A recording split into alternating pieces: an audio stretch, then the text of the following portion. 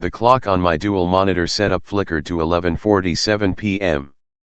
The blue light bathed my face in a ghostly pallor, making the dark circles under my eyes look like bruises. Around me, the office of Sterling & Co. was a graveyard of ergonomic chairs and abandoned standing desks.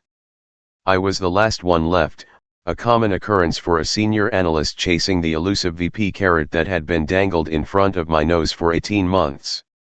My phone buzzed on the mahogany desk, the vibration sounding like a chainsaw in the dead silence. My office. Now. As Arthur Sterling. The man whose name was etched in glass at the building's entrance.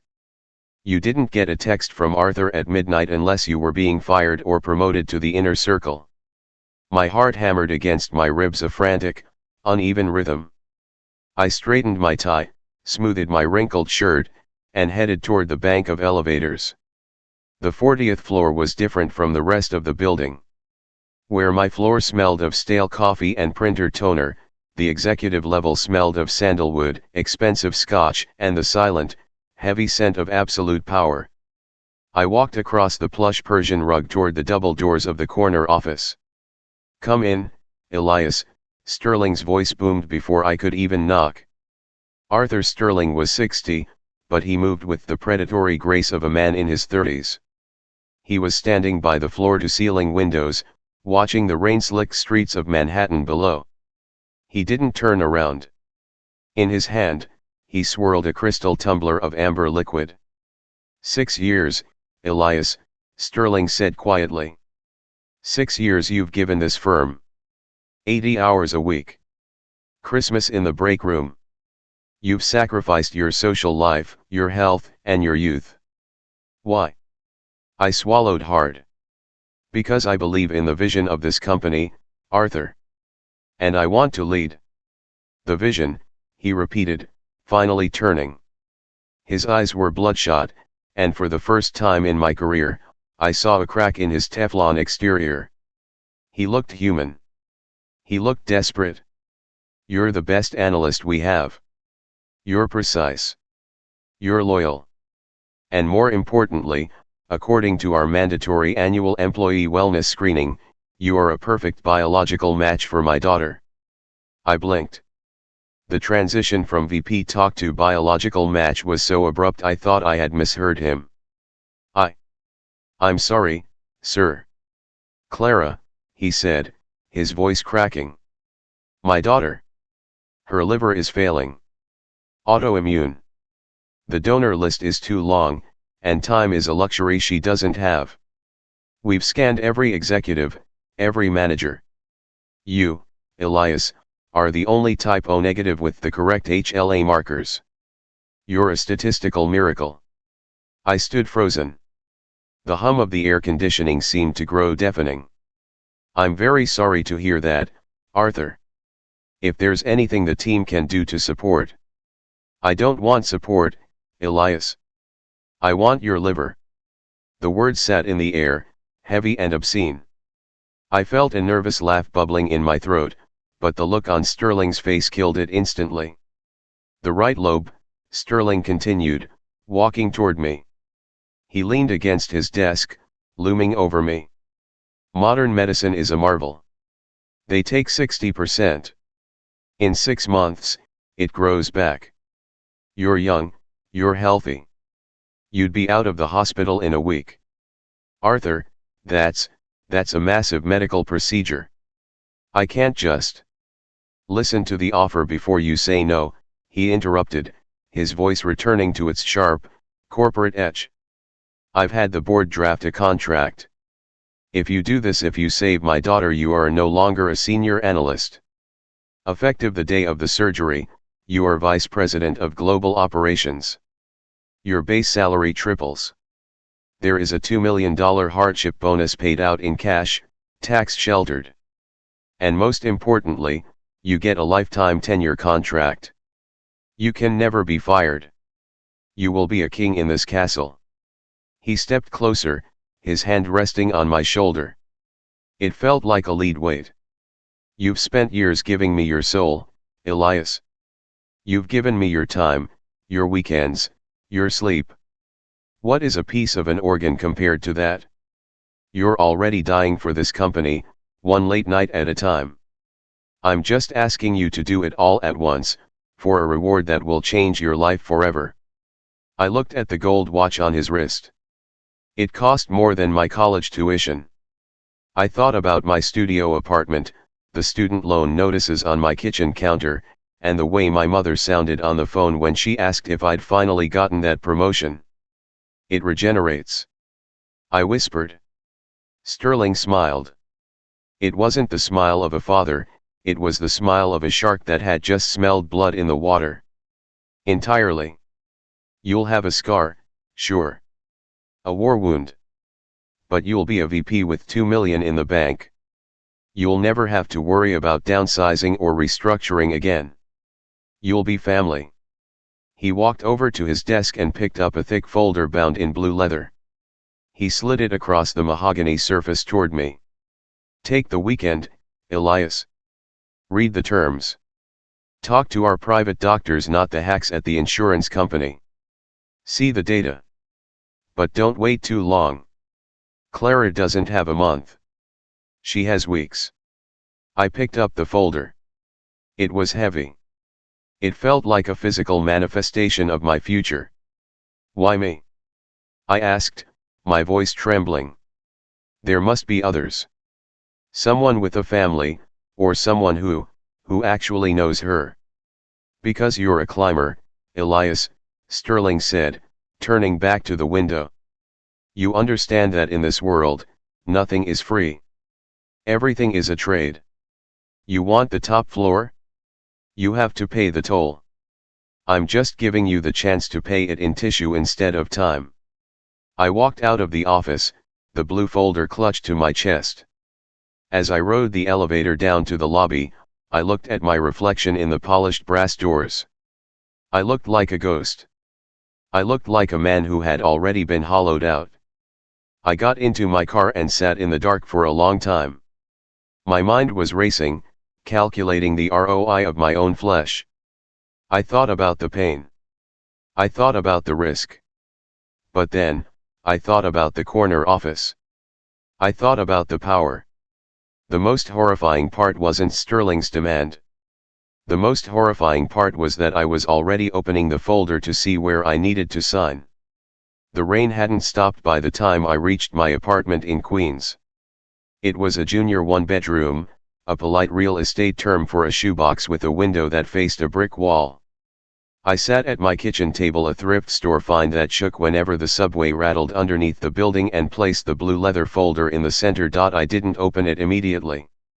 Instead, I made a pot of coffee. It was 1:30 a.m. My body was screaming for sleep, but my brain was wired, vibrating with the frantic energy of a man who had just been told his life had a literal price tag. I opened my laptop and did what I always did when faced with a complex problem. I opened Excel. The biological audit. I created two columns. On the left, costs. On the right, returns. I began to type, the clicking of the keys sounding like gunfire in the small room. Under costs, I listed general anesthesia, risk of brain fog, rare but possible cardiac arrest. Incision, a Mercedes-Benz scar across the abdomen. Permanent. Recovery, 2 to 4 weeks of specialized care. Pain. Physical weakness. The liver, 60% removal of the right lobe. I paused. I opened a browser tab and began researching hepatic regeneration. The human liver is a freak of nature. It is the only internal organ capable of natural regeneration of lost tissue. As little as 25% of a liver can regenerate into a whole liver. The liver is like a corporate branch office, I muttered to the empty room. You can fire more than half the staff, and the remaining ones just work double shifts until the headcount is back to normal. I added a note to the spreadsheet, estimated 90% mass recovery within 6 to 12 months. Then, I turned to the returns column. This was where the numbers started to get intoxicating. Title, Vice President of Global Operations. Jump of 3 seniority tiers. Cash, $2.000.000, immediate, salary, $450 base plus performance bonuses. Security, lifetime tenure clause. Immunity from the annual culling. I stared at the screen. If I stayed on my current trajectory, it would take me 12 to 15 years to reach VP if I didn't burn out or get replaced by an AI or a younger, cheaper version of myself first. I was currently making $115.000. The math, I was trading 60% of an organ that grew back for a decade of my life and a net worth increase of roughly 1,700%. The wellness screening, I reached for the blue folder and flipped to the medical background section. It was terrifyingly thorough. Sterling & Co. hadn't just looked at my blood type. They had my entire genetic sequence. They had my enzyme levels from 3 years ago. They had my BMI, my resting heart rate, and even my history of mild seasonal allergies. They knew me better than I knew myself. The mandatory wellness screening wasn't about insurance premiums. It was a parts catalog. I felt a surge of nausea. I wasn't an employee, I was a backup battery. I was a spare tire stored in a cubicle on the 12th floor. But as soon as the anger flared, the cold, analytical voice in my head, the voice that had made me the best senior analyst at the firm, squashed it. Does it matter? The voice whispered. They already own your time. They own your thoughts. They own your 20s. Is a piece of your liver really where you draw the line? The what-if analysis. I began to model the risks. I looked up mortality rates for living donors, 0.03% to 0.1%. In the world of finance, those were incredible odds. We took bigger risks on emerging market bonds every Tuesday. If I offered Sterling a deal with a 99.9% success rate and a 1,700% return, he'd call it the trade of the century. I got up and walked to the bathroom. I pulled up my shirt and looked at my torso in the mirror. I was lean, a bit soft around the edges from too many desk lunches, but healthy. I poked the area just below my ribs on the right side. It felt solid. It felt like equity. I imagined the Mercedes-Benz scar. I imagined showing it to a woman in a bar 3 years from now. "How'd you get that?" she'd ask. "I traded it for a house in the Hamptons," I'd say. It sounded like a line from a cyberpunk novel. It sounded like the future. The social severance. I thought about calling my mother. I imagined the conversation. "Hey mom, my boss wants to cut me open for a promotion. What do you think?" She'd scream.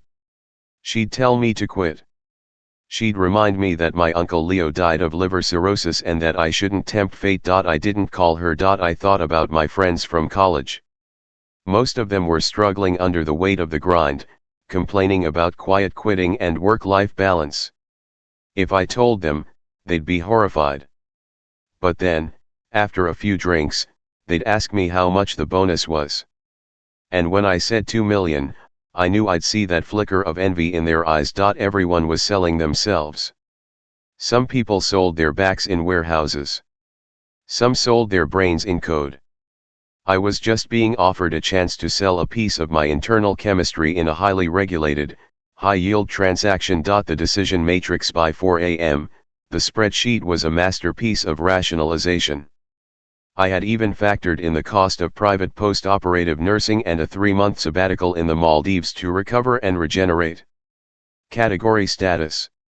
Quo, 10 years, the Sterling deal, 1 year, net worth $400K, EST, $2.5 M plus health, chronic stress, sleep deprivation, surgical recovery, new liver status, middle management, elite/executive, risk high, layoff/recession, low, tenure/cash. I stared at the final cell, recommendation, proceed. I felt a strange, cold peace wash over me. The world was a cruel, transactional place. Arthur Sterling was just the only one honest enough to put the terms in writing. He wanted my liver, I wanted his life. It was the ultimate merger. I closed my laptop and walked back to the window. The sun was beginning to bleed through the gray New York skyline. I looked at the blue folder one last time. I wasn't Elias Thorne, the overworked analyst, anymore. I was an asset. And it was time to cash in. The Ethelgard Institute did not look like a hospital. Located in a nondescript, obsidian glass building in Upper Manhattan, it lacked the chaotic energy of a public emergency room or even the soft, floral comfort of a high-end private clinic. It looked like a data center. It was silent, smelling faintly of ozone and expensive filtration systems. I was met at the door not by a nurse, but by a man in a charcoal suit who scanned my retinas before uttering a single word. "Mr. Thorne. Follow me. The director is expecting you." As I walked through the corridors, I noticed there were no get well soon cards, no squeaky rolling carts, and no weary families huddled in plastic chairs. There were only biometric scanners and doors that slid open with a pneumatic hiss. I felt less like a patient and more like a piece of high-end hardware being brought in for a firmware upgrade. I was led to a room that looked like a hybrid of a boardroom and a surgical suite. In the center sat a machine that looked like an MRI but sleeker, finished in matte black. "Elias. You're on time. I like that. Reliability is a VP trait." Arthur Sterling was there, standing next to a woman whose skin was so pale it was almost translucent. She was wearing a lab coat that seemed to have been tailored by a Seville rose stitcher. "This is Dr. Holloway," Sterling said, gesturing to her. "She's the lead architect of this project." "Architect. Not surgeon. Not doctor." "Mr. Thorne," Holloway said, her voice as level as a horizon line. "We've already analyzed your data from the wellness screening. Today is about the physical reality. We need to map the vascular architecture of your liver. We need to see exactly how your veins weave through the tissue. We are looking for a clean severance line, a way to take 60% of your right lobe while ensuring the remaining 40% has enough plumbing to keep you operational." Operational. I climbed onto the cold table of the machine. As I was slid into the dark tunnel of the scanner, the hero narrative I'd built in my head started to fray. I wasn't a savior, I was a donor car being stripped for parts to keep a vintage model on the road. After 2 hours of scans, blood draws, and a series of invasive tests that made me feel like a lab rat, Holloway dismissed me. "Wait in the solarium. Mr. Sterling will be with you shortly." The solarium was a glass-walled garden on the roof. It was the only place in the building that felt alive. And that's where I saw her. She was sitting in a wheelchair, draped in a cashmere blanket despite the warmth of the sun. She was reading a book, her fingers trembling slightly as she turned the pages. She looked like a ghost, thin, fragile, with a yellowish tint to her eyes that made my own stomach churn. "Clara Sterling." She looked up and caught my eye. I felt a sudden, intense urge to run. But she smiled. It was a genuine, tired smile that reached her eyes. "You're one of the analysts, aren't you?" she asked. Her voice was thin, like parchment. "I recognize you from the company holiday party 2 years ago. You were the one who argued with my father about the volatility of the yen." I was stunned. "You remember that? My father talks about his employees like they're chess pieces," she said softly. "But I try to remember the faces. You're Elias, right?" "I am," I said, stepping closer. "I'm here for some tests." "He's buying it, isn't he?" she asked. There was no malice in her voice, only a deep, weary sadness. "He's buying a piece of you to fix me. I told him not to. I told him it was monstrous. But Arthur Sterling doesn't take no from life, and he certainly doesn't take it from his daughter. It's a choice, Clara," I lied. "It's a career move." She looked at me with a pity that burned worse than Sterling's arrogance. "Is that what you tell yourself? That you're leveraging your organs? Elias, look at this place. Look at me. This isn't a career move. This is a harvest." Before I could respond, The heavy glass doors opened. Sterling stepped out, followed by Dr. Holloway. He saw us talking and his expression tightened for a fraction of a second before the charismatic CEO mask snapped back into place. "Clara, darling, you should be resting," Sterling said, kissing her forehead. He looked at me. "Elias, a word." He led me toward a corner of the garden, away from Clara. His demeanor changed instantly. The fatherly warmth vanished. "Holloway says the vascularity is perfect," Sterling whispered, his eyes gleaming. "The surgery is scheduled for Friday. But there's a small issue with the legal department."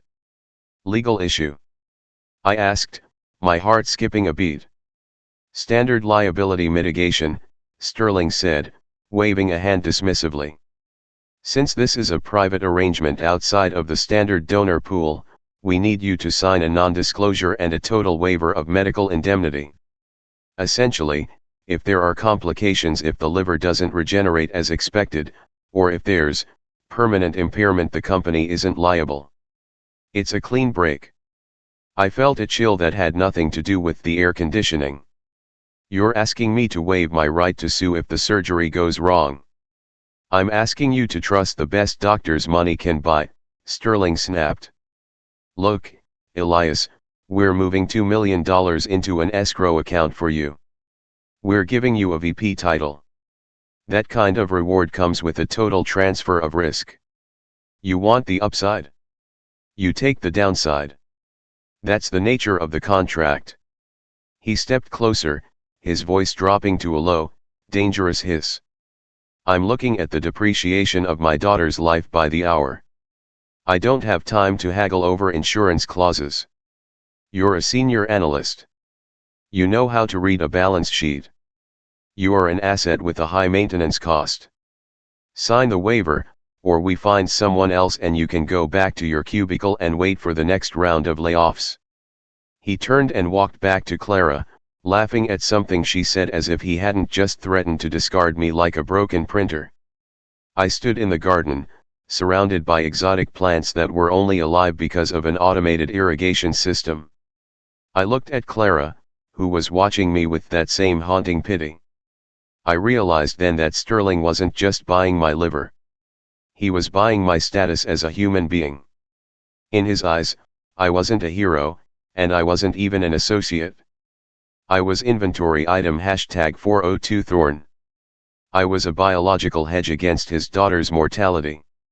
I reached into my pocket and felt the cold glass of my phone. I wanted to call a lawyer. I wanted to call the police. I wanted to scream. But then I thought about the $2 million. I thought about the VP title. I thought about the way the inner circle looked at you when you walked into the room. The math was still there, etched into my brain. The returns were still higher than the costs. But for the first time, I realized that a 60% harvest of the liver was only the beginning. Once Sterling had a piece of me inside his family, he wouldn't just own my time. He would own my very existence. I walked toward the exit, my shoes clicking on the expensive obsidian floor. I had 4 days until the surgery. 4 days to decide if I was a man, or just a very expensive spare part. The Emerald Gala was held at the top of the Pierre Hotel, a space usually reserved for heads of state and the kind of tech billionaires who bought islands for fun. The theme was growth, a cruel irony that wasn't lost on me as I adjusted my cufflinks in the gilded mirror of the ballroom's foyer. I was wearing a $6,000 tuxedo, billed directly to the company's marketing and recruitment fund. I looked like a success story. My skin was clear, my hair was perfectly styled, and the tailored wool hid the fact that my hands were shaking so violently I had to keep them shoved in my pockets. "You look like $1 million, Elias," a voice boomed behind me. It was Marcus Vane, the CFO. A man known for trimming the fat at every company he touched. He clapped a hand on my shoulder right above where the liver sits and squeezed. His eyes weren't looking at my face, they were scanning my torso, as if he were checking the marbling on a prime cut of wage. "Actually, Marcus," I said, trying to find my voice. I believe the current valuation is 2 million. He laughed, a dry, rattling sound. Good. I like a man who knows his worth. Come, the board has been dying to meet the miracle donor. The gala was a blur of champagne and predatory networking. I was paraded around the room like a prize stallion. Arthur Sterling moved through the crowd with me in tow, his hand perpetually on my back, steering me from one power player to the next. "This is Elias Thorne," Sterling would say, his voice thick with a fake, paternal pride. "The finest senior analyst we've ever had. And, as it turns out, a man of extraordinary character." The reactions from the board members were the most haunting. They didn't shake my hand, they gripped my forearm. They leaned in close, their breath smelling of expensive gin and decay.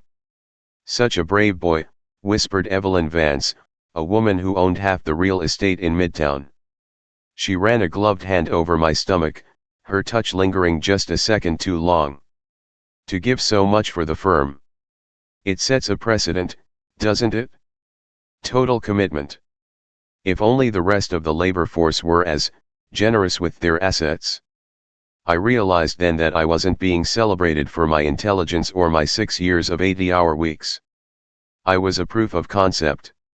If Arthur Sterling could convince his top analyst to give up an organ for a promotion, he had achieved the ultimate corporate dream, the total colonization of the employee's body. I was the beta test for a new kind of loyalty. Around midnight, Sterling pulled me away from the crowd and led me into a small, private library off the main ballroom. On the desk sat a heavy, crystal nameplate. "Elias Thorne, Vice President of Global Operations." "Go on," Sterling said, gesturing toward it. "Touch it. It's yours." I ran my fingers over the cold, sharp edges of the glass. This was what I had wanted. This was the summit. But as I looked at the nameplate, I didn't see a title. I saw a bill of sale. "The surgery is in 6 hours, Sterling said, his voice dropping the festive tone. He poured 2 fingers of scotch but didn't offer me any. "The doctors are ready. The blood is prepped. My daughter is already in the wing, waiting." I saw the waiver, "Arthur," I said, my voice barely a whisper. "The one that says I can't hold the company liable for long-term systemic failure." Sterling didn't even blink. "Standard procedure, Elias. Don't let the legalities ruin the moment. You're about to become a legend in this town. The man who climbed the ladder using his own anatomy as the rungs." He walked over to the window, looking out at the city lights. "People think power is about money. It isn't. Money is just the scorecard.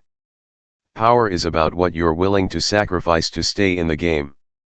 Most people give up their families. Some give up their integrity. You're just being more efficient about it? And if I don't wake up?" I asked. Sterling turned, his face half hidden in the shadows. He didn't offer words of comfort. He didn't tell me I'd be fine. "Then we'll name a scholarship after you," he said coldly. "And I'll have to find a new VP. And a new liver. Don't be melodramatic, Elias. It's just a transaction. You've been selling me your life in increments for years. This is just the final payment." I left the gala and took a car to the Ethelgard Institute.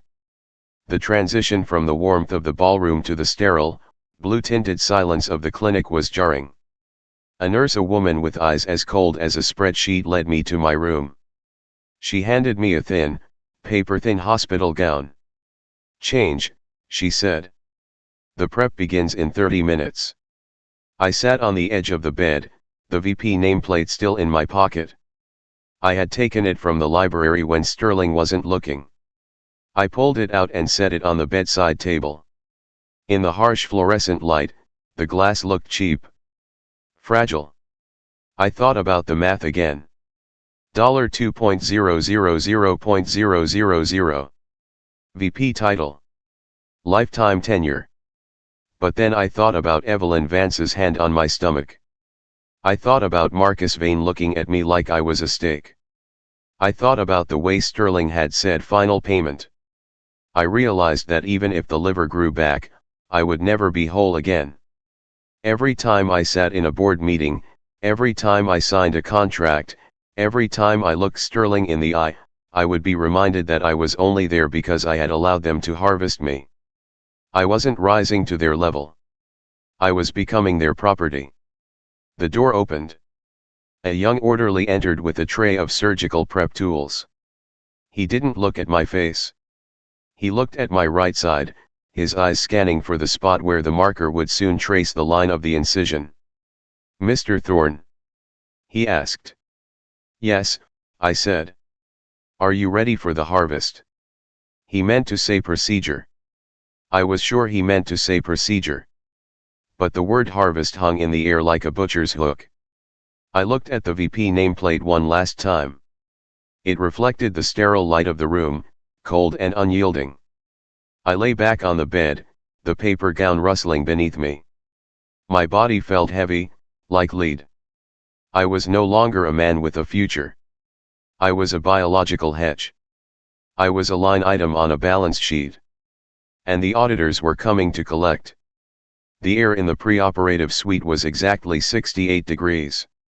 It was a temperature designed for equipment, not for people. I lay on the gurney, the thin cotton of the hospital gown offering no protection against the chill. My right side, the zone of interest, had been shaved and scrubbed with orange-tinted betadine, leaving me looking like a piece of fruit marked for export.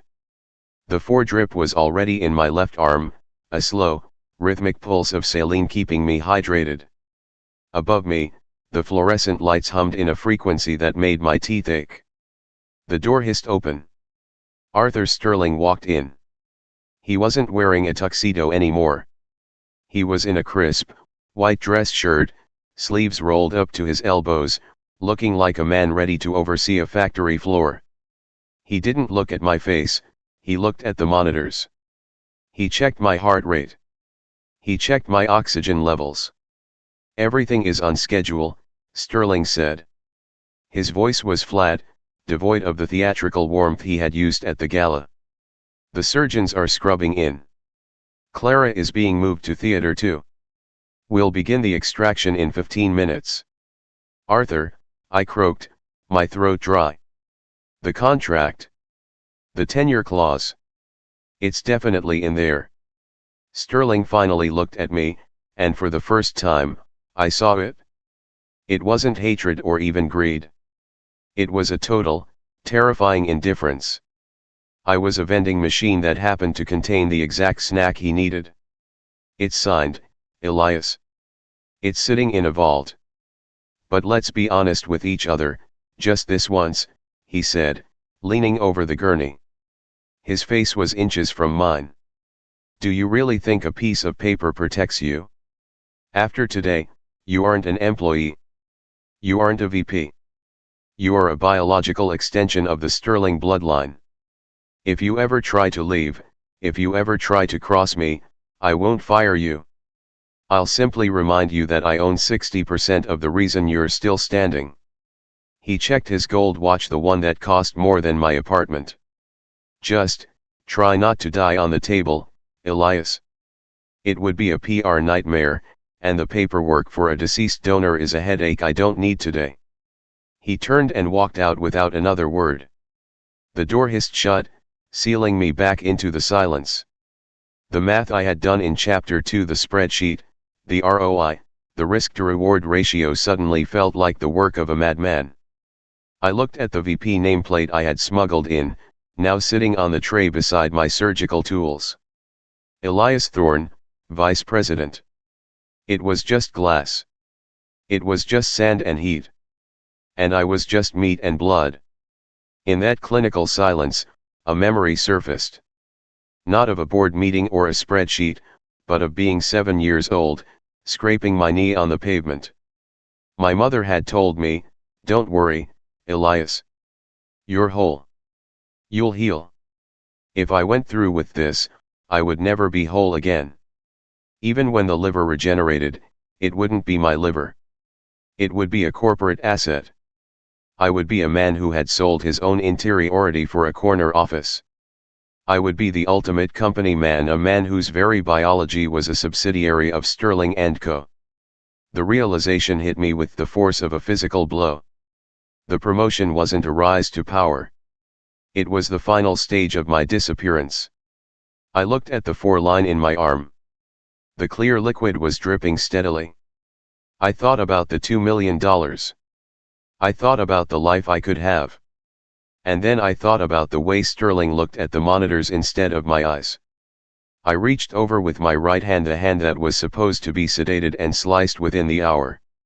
I gripped the tape holding the 4-needle in place. Rip. The sting was sharp, a tiny rebellion. A bead of dark, type O negative blood welled up at the puncture site. It was my blood. Not Sterling's. Not the firm's. Mine. I swung my legs off the gurney. My head spun, the saline and the anxiety making the room tilt. I grabbed my clothes, the $6,000 tuxedo from the night before, and started pulling them on over my betadine-stained skin. My movements were frantic, clumsy. I didn't care about the silk or the tailoring. I just needed to be covered. I shoved my feet into my loafers, ignoring the socks. I grabbed the VP nameplate from the tray. I looked at it for a split second, then hurled it against the obsidian wall. It didn't shatter into 1,000 pieces like in the movies. It just cracked, a dull thud as it hit the floor, the name Elias severed from the word president. I opened the door. The hallway was empty. The Ethelgard Institute relied on silence and protocol. They didn't expect the inventory to walk out of the warehouse. I ran. I passed the doors to Theater 2. Through the small glass window, I saw the surgeons in their masks, the bright, oppressive lights of the operating table. I saw a glimpse of Clara's pale face. For a heartbeat, I felt a pang of guilt. I was leaving her to the long donor list. I was her only hope. But then I remembered her eyes in the garden. This isn't a career move. This is a harvest. She didn't want my liver. She wanted a father who didn't view people as spare parts. By staying, I wasn't saving her, I was just validating the monster that had created her world. I burst through the emergency exit. The alarm began to wail, a high, piercing shriek that sounded like the building itself was screaming. I didn't stop. I ran down the stairs, 3 at a time, my lungs burning, the cold air of the stairwell hitting my betadine-stained chest. I reached the ground floor and threw myself through the glass doors. The New York morning hit me like a cold shower. It was 6 a.m. The city was waking up, the gray light reflecting off the skyscrapers. I stood on the sidewalk in a tuxedo, smelling of antiseptic and desperation. I reached into my pocket and pulled out my company phone, the sleek, black device that had tethered me to Sterling for 6 years. I looked at the screen. A notification was already there. "Where are you?" As. I didn't reply. I walked to the nearest trash can, a rusted metal bin overflowing with coffee cups and yesterday's news. I dropped the phone inside. Then, I took off the tuxedo jacket and dropped that in, too. I was standing in the middle of Manhattan in a wrinkled dress shirt and trousers, with a puncture wound in my arm and orange stains on my skin. I had no job. I had no $2 million bonus. I had no VP title. I had $12 in my wallet and a studio apartment I probably couldn't afford next month. I looked down at my right side. Beneath the shirt, my liver was intact. It was 100% mine. It wasn't regenerating. It was just there. I started to walk. I didn't have a destination. I didn't have a spreadsheet. For the first time in 6 years, I didn't have a 5-year plan. As I crossed the street, a taxi honked at me. I laughed. It was a loud, hysterical sound that drew looks from the commuters heading toward their own cubicles. I was broke. I was a failure. I was a corporate pariah. But as the sun finally broke over the horizon, hitting the glass towers of Wall Street, I realized I was something much more important. I was whole.